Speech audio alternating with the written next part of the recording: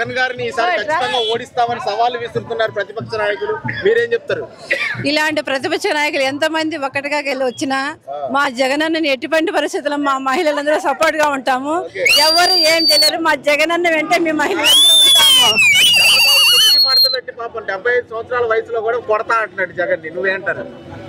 ఆయన కొట్టి ఇప్పుడు 40 సంవత్సరాలు మూల కూర్చునేసినాడు. 70 సంవత్సరాలు అయిన వల్ల ఆయన మైండ్ సెట్ మారిపోయింది. 60 ఏళ్ళు అయితే ఏం మాట్లాడితే ఆయనకే తెలియదు ఎవరికి. కానీ ఈ వయసులో ఆయన మాట మేమే పట్టించుకోదలుచుకోలేదు.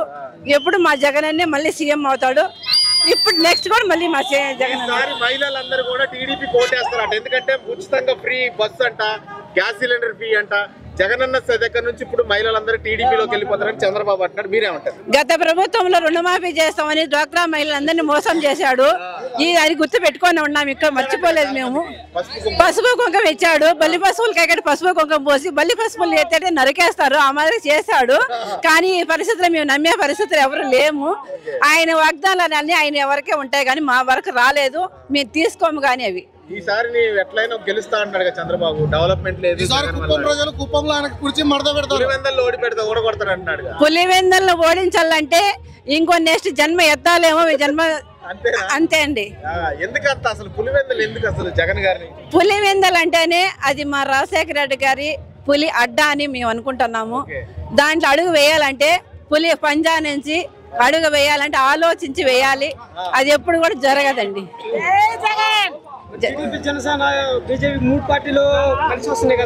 టీడీపీ జనసేన ఎన్ని రకాల పార్టీలు అన్ని వచ్చినా మా జగనన్న సింగిల్ గానే వస్తాడు. సింగిల్ గానే పోటీ చేస్తాడు. మళ్ళీ సీఎం గాని గెలిచి చూపిస్తాడు. ఏమన్నది ఏం లేదండి. ఆమె మాటలకి ఆమెకే క్లారిటీ లేదు. ఆమె ఏదో ఇస్తాంది. తెలంగాణలో వచ్చింది, మళ్ళీ ఆంధ్రాలో రానంది, ఆంధ్రాకి వచ్చింది. కానీ ఆ మాటలు మేము పట్టించుకోదలుచుకోలేదండి. ఒక అక్కగా ఆదరిస్తాం అంతేగాని ఆమె మాటలు పట్టించుకోలేదండి.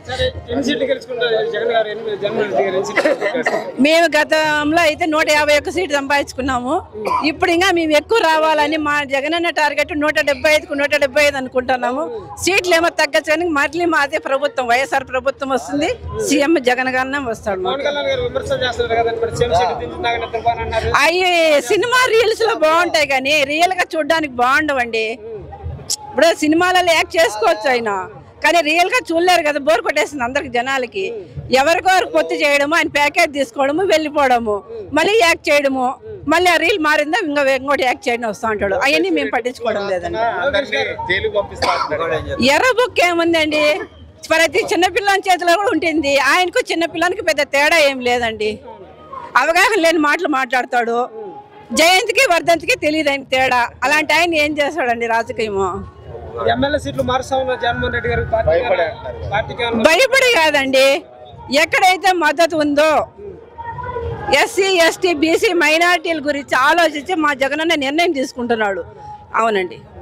ఎక్కడైతే సంక్షేమ పథకాలు కులం గురించి మాట్లాడుతున్నారు, కుల అభివృద్ధి గురించి, కుల నాయకుల గురించి వాళ్ళ ప్రేమ అభిమానాలు పొందాలి ఏ నాయకుడి పైన అది మారుస్తున్నారు. అంతేగాని భయపడే ఎవరికో కాదండి. రాష్ట్రంలో డెవలప్మెంట్ ఏం జరగలేదని విమర్శలు చేస్తా ఉన్నారు టీడీపీ మరి జనసేన. అది కళ్ళుండి చూడ ధృతరాష్ట్రుడు అంటారండి. కనిపించేది కళ్ళు ఉంటాయి కానీ చూపు ఉండదు అతనికి. అలాంటి చంద్రబాబు గురించి మీకు చెప్పడానికి కూడా వేస్ట్ అండి. అభివృద్ధి లేనిది చిన్న పిల్లల కానించి 80-90 ఏళ్ళ ముసలోళ్ళ వరకు ప్రతి ఒక్కరికి సంక్షేమ పథకాలు అందుతున్నాయి. అమ్మఒడి వస్తున్నది, నాడు నేడు కింద స్కూల్ పిల్లలు మార్చారు, విద్యా దీవెన వస్తూ ఉంది, గోరుముద్ద వస్తూ ఉంది, జగనన్న వసతి దీవెన వస్తూ ఉంది, హాస్పిటల్ కడుతున్నాడు, ఆరోగ్యశ్రీ ఇస్తున్నాడు, ఇల్లు ఇస్తున్నాడు. ఇంకెంతకన్నా ఏం చేయాలండి? ఏ సీఎం అన్నా చేశాడా? ఎవరు నమ్మే పరిస్థితి లేరు. నువ్వు గ్యాస్ ఇస్తానంటే ఇంతకుముందు ఇచ్చావు, ఇచ్చింది లేదు, వచ్చింది లేదు. మాకి మహిళలకు ఫ్రీ బస్ అంటాం. మాకు ఎందుకండి? మాకు అవసరం లేదు. మా డబ్బులతో మేము పోగలుగుతాము.